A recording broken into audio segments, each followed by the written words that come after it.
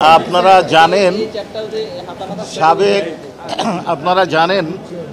সাবেক প্রধানমন্ত্রী শেখ হাসিনা, সাবেক স্বরাষ্ট্রমন্ত্রী আসাদুজ্জামান খান কামাল এবং সাবেক আইজিপি চৌধুরী আবদুল্লাহ মামুন সাহেবের বিরুদ্ধে মানবতা বিরোধী অপরাধের যে বিচার চলছে তার আজকে সাক্ষ্য গ্রহণের জন্য দিন ধার্য আছে। আজকে আমরা 4 জন সাক্ষীর হাজিরা দিয়েছি। এই ক্ষেত্রে 2 জন সাক্ষ্য এখন পর্যন্ত শেষ হয়েছে, জেরা এবং জবানবন্দি। এই 2 জন হচ্ছেন ডাক্তার মাহফুজুর রহমান, উনি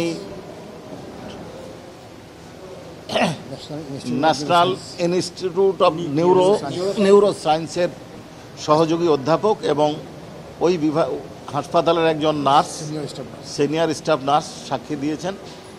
উনি কিভাবে জুলাই আন্দোলন চলাকালীন রুগী আসছিল, কাদের চিকিৎসা ওনারা দিয়েছেন, সেই রুগীদের কি অবস্থা ছিল, কি অবস্থা বলতে তার বর্ণনা দিয়েছেন। কারো বুকে গুলি ছিল, কারো পিঠে গুলি ছিল, কারো গলায় গুলি ছিল, কারো মুখে গুলি ছিল, কার মাথায় গুলি লেগে খুলি উড়ে গেছে। অপারেশন করেছেন, কারো গুলি বের করতে পেরেছেন, কারো গুলি বের করতে পারেননি। উনি 575 জন রুগী যাদেরকে হাসপাতালে উনি বহির্বিভাগে, ওনার হাসপাতালের বহির্বিভাগে চিকিৎসা দেওয়া হয়েছে। অনেকের ভর্তি করার দরকার থাকলেও ভর্তি করতে পারেননি রোগীর চাপের কারণে, সেটাও জানিয়েছেন। এবং 167 জন রুগীকে উনি ভর্তি করেছেন। তাদের মধ্যে 33 জন মারা গেছেন। 33 জনের মধ্যে 4 জন আসছিল মৃত অবস্থায়, আর বাকি 29 জন চিকিৎসাধীন অবস্থায় মারা গেছেন। এছাড়াও 7 জনকে চিকিৎসার জন্য বিদেশে পাঠানো হয়েছে থাইল্যান্ডে, এটা উনি বলেছেন। এবং তাদের যে অবস্থায় যাদেরকে বিদেশে পাঠানো হয়েছে, এই 7 জন সহ আর একজন, মোট 8 জনের বিষয়ে একটি ভিডিও ক্লিপস 71 টিভি তৈরি করেছিলেন। এইটা উনি অনারেবল ট্রাইব্যুনালে প্রদর্শন করেছেন এবং চিকিৎসায় বাধা দেওয়া হয়েছে সেই বর্ণনাটা উনি দিয়েছেন। রোগী ভর্তি করতে নিষেধ করা হয়েছে এবং তৎকালীন পুলিশের ডিবি শাখা থেকে তাদেরকে এটা বলা হয়েছে।